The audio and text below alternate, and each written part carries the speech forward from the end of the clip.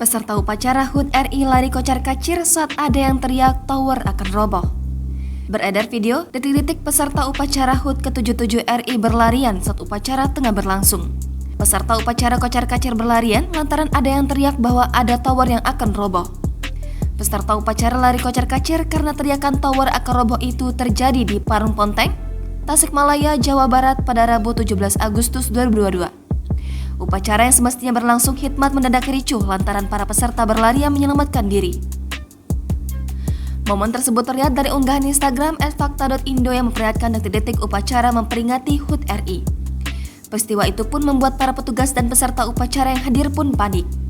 Suasana upacara pun berubah drastis ketika semua peserta berlarian sambil berteriak ketakutan karena cemas akan menimpa. Tower sinyal yang disebut terletak tidak jauh dari lapangan terlihat akan rubuh. Ternyata setelah diamati lagi adalah efek awan yang sedang berjalan di belakang pemandangan tower, sehingga nampak seperti tower yang bergerak dan mau ambruk. Sontak suasana di lapangan berubah jadi sangat rusuh. Hanya tampak petugas upacara yang bertahan di tempatnya, sementara tamu dan para hadirin sudah berlarian. Sontak video kejadian unik saat upacara HUT RI di Tasikmalaya tersebut mengundang tawa bagi warganet. Banyak yang menyebut bahwa para hadirin upacara kena prank cuaca awan.